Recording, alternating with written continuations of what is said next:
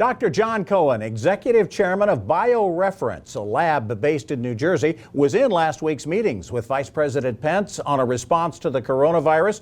We welcome you, Dr. Cohen, to WHHI. A lot of information out there. There's some misinformation as well. Let's first talk about BioReference's involvement in what appears to be the most important response of all, testing. Right.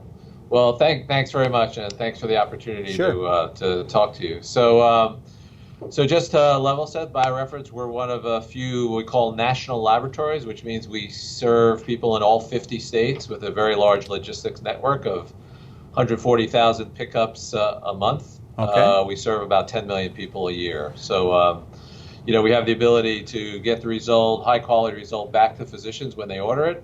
And that's what we're built on, which is why we've been in the room and why we had the discussion. So I was in the discussions last week with Vice President Pence. He had the HHS Secretary, CDC, and the Director of the FDA in the room, along with his domestic policy advisor. There were a couple of us from the industry and from the platform industry in addition, and had a fairly substantial discussion around what the needs would be. They were very clear about trying to pave the way on the regulatory and supply chain side to get us what we needed to get up and test, to get up and running as quickly as possible. All right. So let's start with those kind of scientific kind of questions. When can a person who believes he or she might have been exposed to the coronavirus or have some symptoms anyway get tested, and how?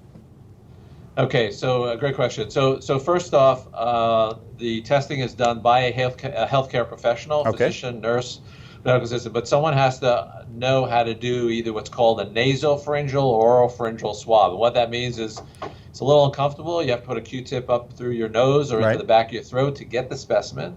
That specimen is then put in a little bit of media. I'm going to show you what that looks like. This is what the tube looks like. There's a little bit of fluid at the bottom. This is what the Q-tip looks like, if you can see that. Right. So what happens, he breaks it off, he puts it in that, and he puts it in an envelope, and then then we pick it up. Okay. So it's not one of these tests where you could just go to a patient service center or just have it done. You need to have a healthcare professional do it. You need to ask your doctor, basically? That's correct. Oh, okay. And, then we pick it up, we do the result. Common question is they ask us how long. It takes 3 to 4 days. Okay. And everybody will tell you the same thing, and then we get the result back to the doctor.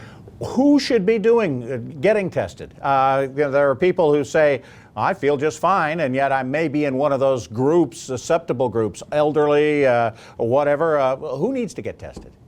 So I'm as you know, a physician. My response to this is very clear. The CDC has made very specific recommendations to the physician community about who or should not be tested. What your symptoms should be, whether you have a fever, whether you feel bad, whether it looks like you have the flu, but all of those issues are to be discussed with your physician, and he will make the ultimate decision about who should get tested. All right.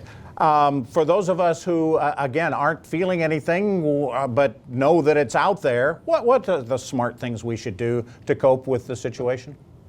So I think you've heard is it's the greatest risk population is the quote elderly, usually over the age of 70, who have pre-existing conditions, whether it's diabetes or immune system deficiencies. There are people who have more risks than others. So that's the real group that seems to be the most affected. Fortunately, we're not seeing it a lot in younger patients, teenagers, et cetera, which is great. So it's really the immune compromised and those of the elderly. Those are the ones who are at the greatest risk right now. Okay. Any other recommendations? Well, I think there's the standard the common sense recommendation. There you go. That means don't go to a lot of big events. As I said, don't travel unnecessarily is what we're hearing. If you're working and you work in an environment with a lot of people, there are a lot of companies who are asking folks to work at home. So I think so the other thing is don't touch a lot of surfaces, or if you do, wash your hands frequently. The whole issue around washing your hands and not touching your face are very significant in terms of preventing the transmission of the virus. All right, that's fantastic stuff. Thank you so much for the time, Dr. Jon Cohen, Executive Chairman of BioReference. We're back to lighten things up a bit coming up next. Sure.